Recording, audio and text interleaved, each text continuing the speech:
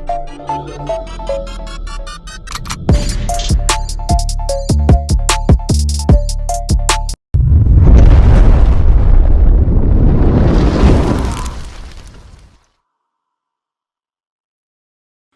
up, squad? We back at them again, man. When they thought it was finna end, thank y'all for riding with me. Well, you know you found locked in with your boy Stories with V. At this time, family, you already know what I need y'all to do for me. Like, share, comment, and smash that subscribe button, y'all. Why? Come on now. We're on the road to 100K. And if you're new to the channel, welcome. Thank you for being here. It's an honor and a pleasure. So listen, sit back, relax. You can take a seat on the bed or cop a squad on the toilet seat. I got the rest of the show from here. To that one and only V squad. They know the motto, man. Listen. It ain't no squad like our squad because they don't mob how we mob. So with that being said, we're going to continue to push, mob, put them numbers up, and dominate 2024 is our year. If you would like to support the channel through Cash App, boom, it's listed right there. If you would like to come on the show and tell your story or have a story told through V, jump in the comment section right now or DM me on one of my platforms. We would love to have you on. So without further ado, I want to say thank you, man, to each and every one of y'all. We about 60 people away from hitting that 2,000 mark. Welcome to the V Squad, to each and every one of my new subscribers, where we are a family, where we come together each and every day, man, to tell an entertaining story, get some good laughs, good vibes, and take each other's minds away from whatever we got going on, man, and try to prevent one person from ever spending one night inside that cell. So without further ado, let's jump into them V-Mob shout-outs of the day. Number one shout out of the day, man, on the V-Mob. Salute to Rainy, what it do? Number two on that V-Mob, we got salute to Riley. Number three on the V-Mob, salute to J5160, what it do, player? And number four on that V-Mob, salute to King Dunham, what it do, what it do, what it do, man? Listen, we're going to continue to drop that fire. We're going to continue to build this family, and we will be one of the biggest platforms of 2024, man. So without further ado, let's jump into it. It's Mr. Three-Piece himself. What's going on with the squad today, man? We got a fire three-piece. So let's jump straight into it. Story number one. Now story number one, this was a wild incident for me because it taught me that loyalty still do exist. So we got the old head, he running the block. Now, when I say he running the block, meaning it's his block, he inherited it, he oversee it, he earned it, you get what I'm saying? So he running everything down there. But usually when you the big man, you only really going to go see the plug, and then once you make that move, you going to distribute it into your generals and lieutenants, and the machine going to do what it do. He ends up getting a situation happen on the block. He has nothing to do with the situation, but he around it. So when he get grabbed up, P.O. wants some dumb shit. She ends up violating him. So he got to do a little sit down. While he doing his little sit down, he got a son out here that's old, that's of age. He takes over where his father left off at. So now when he take on the ring, he doing his 1-2, but he got some problems that come his way. He end up getting put down, sent to the upper room. Now, that sent the father into a crazy spiral. He over to jail going nuts. He going crazy over there. He ain't playing no games because he just lost his son. Now, his bed up, excuse me, let's not jump ahead of that. As this is going on, once he loses his son, I told y'all he a boss. So he putting money out there. He sending the word back to the streets. Find out who did it. Now, I told y'all the streets is chatty patty. And 9 times out of 10, dudes that's in the pen, they gonna hear what's going on before we hear about it, what's going on the streets. I don't know why it's like that, but it's like that. So the father already find out who the supposed to be person is. So he putting the word out there. He got the bad on the dude head. Find him. If you catch him, stretch him. Wherever you see him at, hit him. Boom, dudes can't find him because Shorty goes into hiding. But the father time end up getting up. He comes home. Guess what happens as soon as he come home? Shorty pop up. He end up doing like a little robbery or some shit. He ends up getting locked up. Now, the father just came home. The person that he looking for is on his way to jail. So guess who over to jail though? The father best friend of 30 years, and he looking at the son as like a little nephew to him.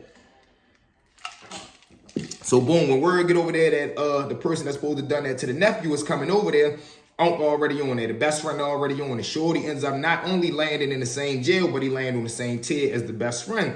He come down there, so now, granted, he know the dude that's supposed to have done that to his son, he know who the father is, and he know the father was just locked up, but he also know the father home now. So his nerves is kind of more at ease, like, all right, at least I'm not looking for his father. He don't know who the best friend is, though, because why would he? So he on the tier, moving around loose, comfortable for about a week. Guess what happened? Old head, he coming down the tier one day, the best friend walking up the tier, boom. Old head bump him when he turn around. Man, you better watch where the fuck you walking. The best friend, the old head dude, just up the blick, get to hitting him all in his chest. Mop, mop, mop. Now, as he hit him, he works him to the ground. Granted, Shorty don't know what's going on. Yeah, he might have been dangerous on the street when he got that weapon in his hand, but when you locked up, that's a whole different ball game. This that gladiator shit. This is hand-to-hand, man-to-man combat, and a lot of dudes ain't built from that. So boom, he gets to hit him.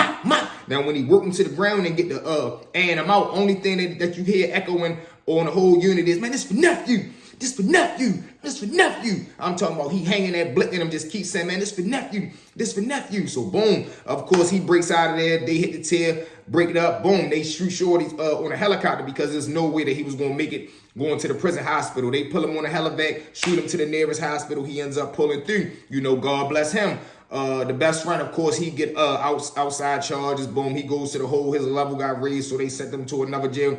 But the fact that he was willing to do that, man, for his best friend and his nephew is crazy. Granted, yeah, people can say he already was locked up. That don't mean nothing. I know plenty of people that have been in that same situation and wouldn't have done nothing about it. They would have been like, well, man, that ain't my son. I ain't trying to run my time up. But that's supposed to be your best friend or whatever the case may be. But with that being said, y'all, let's jump into story number 2. Now, story number 2, we're going to jump to the streets. This was a wild situation. Now, me and Tim, I told y'all I'm going to keep introducing y'all the characters of the life.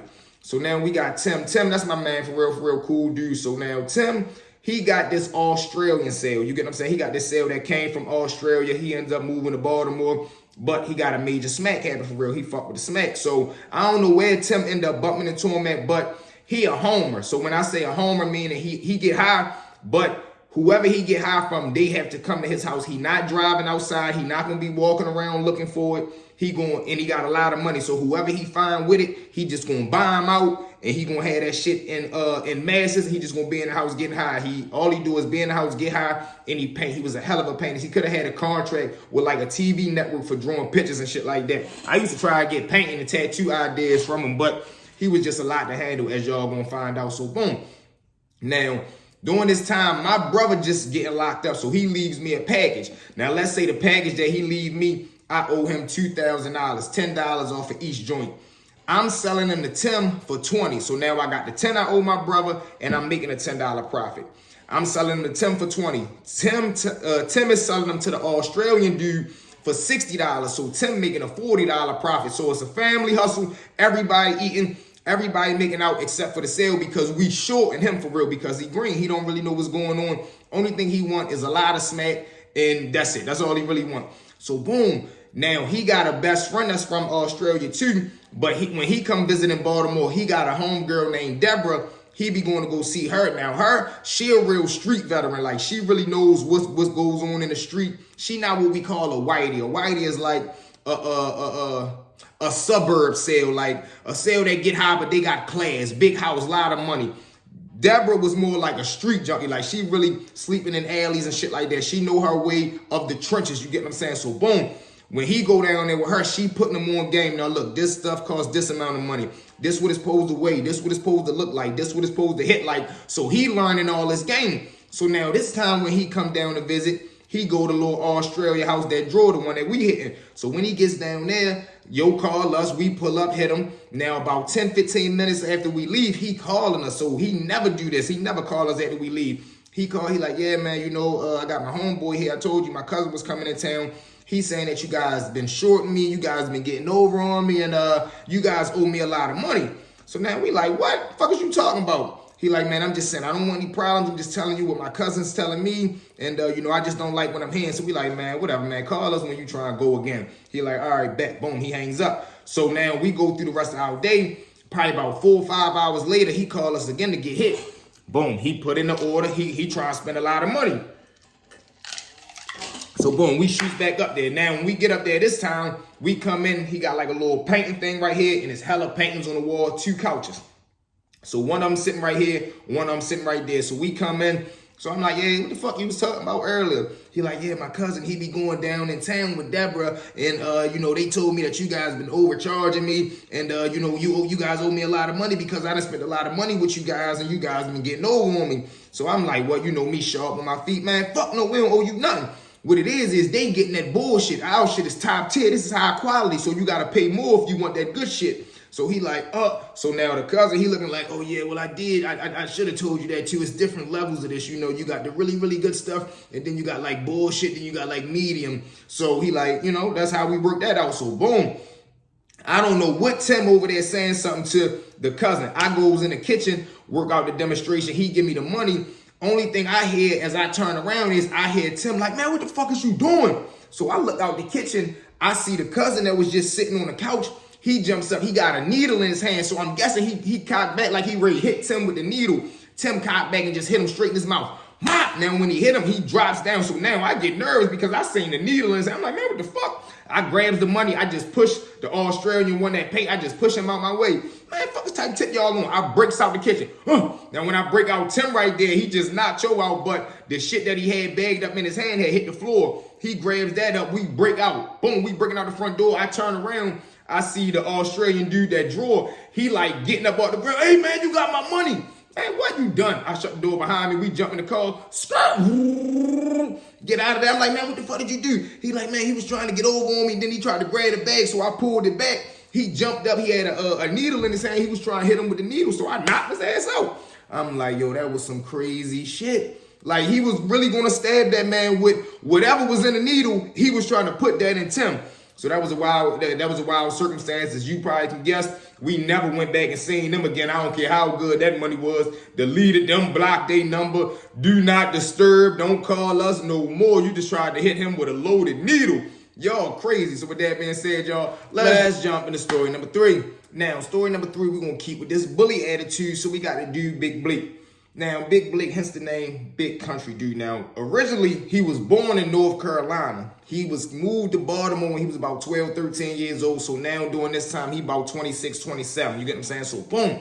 He over there doing his 1-2. Big bully, you get what I'm saying? Hence the name, Big Blake. So now he in there putting the press on his cellie. When I say putting the press, his cellmate was a straight square dude. He had ended up getting locked up for a violation for like car theft, stealing cars, little petty shit like that. But his mother was either a lawyer or a doctor. I can't remember which one it was, but she was loaded. She had hella money and she always made sure he was good. So boom, Big Blake in there extorting the little dude. He'll have him buy a commissary bag for him, buy Big Blake a commissary bag, and then they had a third dude that they would go to that didn't have no money and shit like that. Tell him, look, man, buy this, you know what I'm saying, then give it to us, we'll bust you down. So now, Shorty buying 3 bags, and he only getting 1. And then when Big Blake get done eating his food, he's still going to dig in his bag and get whatever he want out of there. So it was a crazy situation. So then he would do little shit to him, like put his hands on him, smack him. They'd be in the day room playing games, like playing spades and shit. If they lose, he'd just smack the shit out. Ma, man, what is you doing, man? Tighten up. What you slow? Like, he'd just be leaning on him and shit like that. One day they down there playing cards. Of course, the natural happened. They losing. Me, I honestly think it was because of Big Blake. Like, he wasn't the sharpest tool in the drawer. Boom, they ends up losing. He like, man, what is you doing, man? Tighten up. We got money on the game. They lose. He stands up, just smack the shit out with little Sally dude. Man, go upstairs, yo. Get out my face, yo. Get out my face. So Shorty get up. He grab in his face. He shoots upstairs. He go grab that junk. But he don't grab a blick. He grab a pen. Now, when he grab a pen, he come back walking downstairs. You can still see the tears running down his face. Little scrawny dude jumping halfway, falling off of him. Comes down, get behind him. So it's like he sidestepped to the side, hit him straight in his eye. Mop! Now, when he hit him, he go to pull it back out. He gets stuck. Shorty gets scared. He takes off running towards the bubble. Now, Big Blake jump out. He trying to pull a motherfucker out, but it's stuck. So now he like, One of his homeboys that was right there at the table playing cards with him, I guess he get tired of even just saying this shit. He stands up, just pull it out. Boom! I'm like, oh, heck no. Boom, they knock short the celly that broke off with him. He gets to the bubble, knocking on the door. The female, she jumps up. She like, boy, well, I told you, we from Baltimore. So she getting all smart. You can obviously see this boy is panicking, scared. He needs some help. Jump up, what is you banging on the window like that for? What do you want? He's like, let me in. So now she looks like past him and see that Big Blake right there standing up with blood coming out of his junk. So she opens the Sally Port door, let him in, hit the buzzer. They come in there, grab him up, shoot him to medical, fix his little eye, give him the little eye patch and shit like that. He ended up coming back to the unit too. Boom. And then obviously the Sally, he got in trouble because he told on himself after he did it. He ran straight to the bubble screaming he need help. So they sent him up to lock up. He never came back to that unit, of course, because he ain't want to be nowhere near Big Blake again. And that was just a wild situation. All because you trying to bully that man. You having him call home, getting his mother hard-earned money, using it. Then you ain't even slick enough to just let it be like, all right, if y'all lost the money, his mother got money, so what you tripping for? Just tell him get some more money. You ain't got to be slapping him up and abusing him and all that. That's how you ended up getting that dick put in your eye. But like I told y'all, family, you know what it is. Thank y'all for riding with me. Well, you know you forever locked in with your boy Stories with V. At this time, one more time for me, family. Make sure you check your status. Make sure you like, share, comment. Smash that subscribe button for me, y'all. We're on that road to 100K. We'll be there in no time. If you would like to support the channel through Cash App, boom, it's listed right there. Let's see who's gonna be the next supporter. Also, man, listen, we got the merch dropping within 40 days, man. We got the memberships. Thank you to each and every one of the new subscribers, man. We got so much new fire content coming. We got the interviews coming.